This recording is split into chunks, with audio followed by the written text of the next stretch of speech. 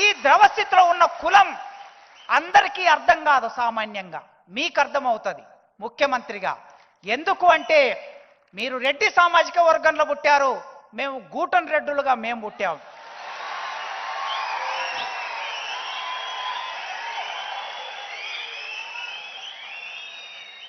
మీకు నాగలుంటే మీ నాగలికి తాళ్ళు వేనిచ్చాం, మీకు ఎద్దులుంటే మీ ఎద్దులకి మూవ గంటలు కట్టించాం, మీరు బండి నడపాలంటే మేము చెర్నకోల చేసి ఇచ్చాం, మీరు నడవాలంటే కాళ్ళకు చెప్పులు ఇచ్చాం.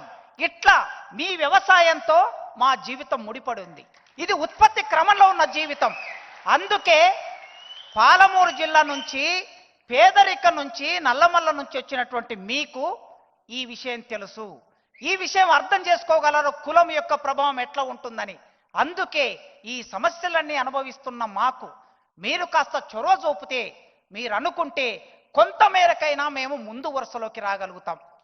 మా ఉద్యమంలో ఇప్పటి వరకు దాదాపు 12-13 మంది అమరులయ్యారన్న. ఆంధ్ర ప్రాంతంలో అమరులైన వాళ్ళు ఉన్నారు, తెలంగాణ ప్రాంతంలో అమరులైన వాళ్ళు ఉన్నారు. పాపం ఆ కుటుంబాలు రోడ్డు మీద పడి ఉన్నాయి. ఆ అమరుల జీవితాలు హాస్పిటల్లో తల్లిదండ్రులు పడి ఉన్నారు. వాళ్ళని సాదుకోవలసిన బిడ్డలు చనిపోయారు ఉద్యమం కోసం. ఆ ఉద్యమంలో వాళ్ళు చేసిన పోరాటం వలన ఇవాళ మేము ఫలితం అనుభవిస్తున్నాం. 5 మందో 6 మందో ఉంటారన్న. దామోదరం గారు లేదా మా అడ్లూరు లక్ష్మణ ఒక లిస్ట్ ఇస్తారు, దయచేసి ఆ కుటుంబానికి, ఒక్క కుటుంబానికి ఒక ఉద్యోగం ఇవ్వండి, మీరు కట్టించే డబుల్ బెడ్రూమ్లో ఒక ఇల్లు ఇవ్వండి. మేము ఇవేం పెద్ద కోరికలు కాదు, ఇది ఒక చిన్న కోరిక. ఆ కుటుంబాలు తలుసుకుంటా ఈ ఉద్యమం వలన. దానితో చిట్ట చివరి మాట చెప్పి నేను ముగిస్తా. అన్నకు తెలుసు 100 సంవత్సరాల కిందట రెడ్డి సామాజిక వర్గం వాళ్ళు చదువుకోవడానికి హైదరాబాద్లో ఎక్కడ ఉంటారో గ్రామాల నుంచి వచ్చిన పిల్లలు అని అంటే, ఆ రోజు ఉన్నటువంటి జమీందారులు హైదరాబాద్లో రెడ్డి హాస్టల్ కట్టారు. వాళ్ళు వచ్చి హాస్టల్లో ఉండి నిజాం కాలేజీలో చదువుకున్నారు. ఆ తర్వాత బ్రాహ్మణులు వచ్చారు, బ్రాహ్మణ హాస్టల్ కట్టుకున్నారు. రెడ్డి హాస్టల్ హ్యాబిట్స్ కాచిగూడకు దగ్గరగా ఉంటుంది. తర్వాత వెలమలు వచ్చారు, వెలమల హాస్టల్ కట్టుకున్నారు కాచిగూడలో. తర్వాత గౌడ్లు వచ్చారు, గౌడ హాస్టల్ కట్టుకున్నారు కాచిగూడలో. ఆ తర్వాత పద్మశాలీలు వచ్చారు, పద్మశాలి హాస్టల్ కట్టుకున్నారు కాచిగూడలో. ఇట్లా అన్ని సామాజిక వర్గాలకు హాస్టల్ ఉన్నాయి. పివి నరసింహారావు గారు ముఖ్యమంత్రిగా ఉన్న రోజుల్లో కాచిగూడ నింబోలి అడ్డలో దళితులకి ఒక హాస్టల్ కట్టించారు. ఆ హాస్టల్ కట్టించి ఇప్పటికీ 50 ఏళ్ళు అయింది. అది శిథిలావస్థలో ఉన్నది. దాన్ని గతంలో మూసేశారు. మీరు అనుకుంటే అక్కడ హాస్టల్ నిర్మాణం చేస్తే, నేను అక్కడ చదువుకొని హాస్టల్లో చదువుకొని వచ్చాను.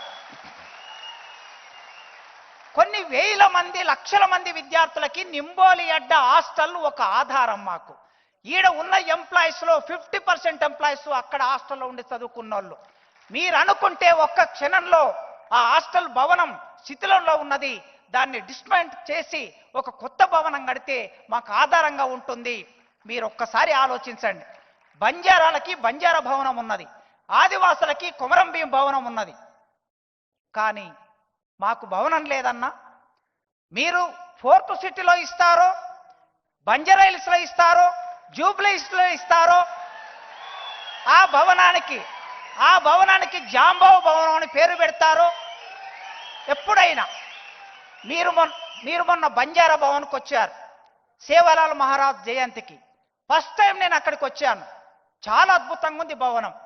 మరి రేపు ఇవాళ మేము ఈ మీటింగ్ పెట్టుకోవడానికి ఇక్కడికి వచ్చి దీనికి ఒక 2-3 లక్షలు పే చేసి ఇక్కడ మీటింగ్ పెట్టుకుంటున్నాం. ఒకవేళ మాకంటూ ఒక జాంబావు భవనం ఉంటే అప్పుడు మా మీటింగ్ అక్కడ ఆ భవనంలో జరుగుతుంది.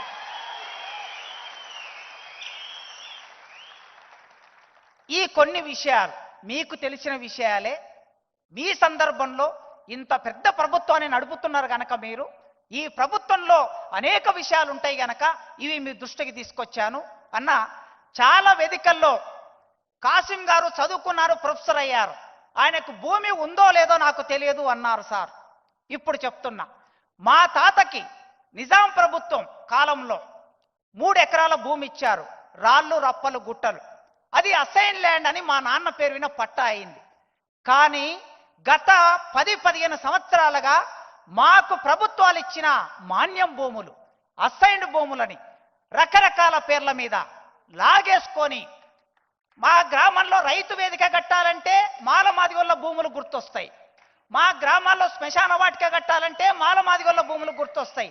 మా గ్రామాల్లో పార్కులు కట్టాలంటే మాలమాదిగొల్ల భూములు గుర్తొస్తాయి. ఇవి అసైన్డ్ భూములు. అన్న, అసైన్డ్ భూములే మాకున్న ఏకైక ఆధారం.